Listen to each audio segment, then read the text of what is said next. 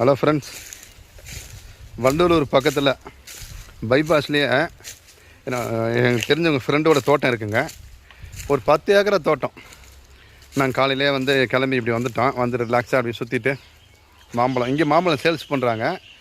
அப்படியே மரத்தில் பிடுங்கின மாம்பழம், எந்த ஒரு இதுவுமே கிடையாது. கெமிக்கலு, அந்த கல் போட்டு பொழுக்கு வைக்கிறது அதெல்லாம் எதுவுமே கிடையாது. அப்படியே இயற்கையாக நேச்சுரலாக இருக்கும். இந்த ரூமில் தான் வச்சுருப்பாங்க. மாம்பழம் நேச்சுரலாக இருக்கும். எல்லா வகை மாம்பழமும் இருக்கும். பலாப்பழம், எல்லா மாம்பழங்க பாருங்கள். தோட்டம் பாருங்கள், அருமையாக இருக்கும். பலாப்பழம் பாருங்கள்,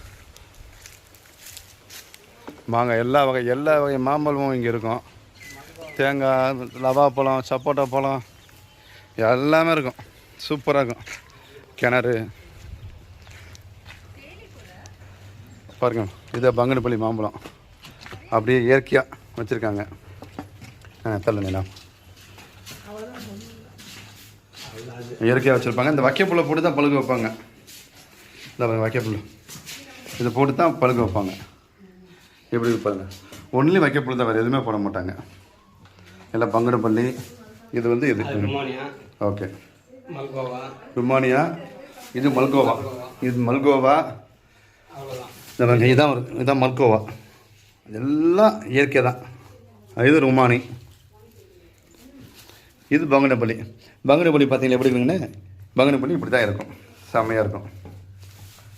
நான் வாங்கிட்டு போயிருக்கேன். செம்ம டேஸ்ட்டு. அப்படியே அடிச்சுக்க முடியல இந்த மாதிரி பழம். அதனால தான் நான் வந்து எப்போவுமே சொல்லி இந்த மாதிரி இயற்கையாக கிடைக்கிறத ரொம்ப லைக் பண்ணுவேன். அதனால தான் தேடி வந்துட்டேன். எவ்வளோ தூரம் இருந்தாலும் போய் வாங்கிட்டு வந்துடுவேன். அருமையாக இருக்குது. மாம்பழம் அவங்க வந்திருக்கீங்களா? நான் உங்களை தான் லாஸ்ட் டைம் பார்த்தேன்.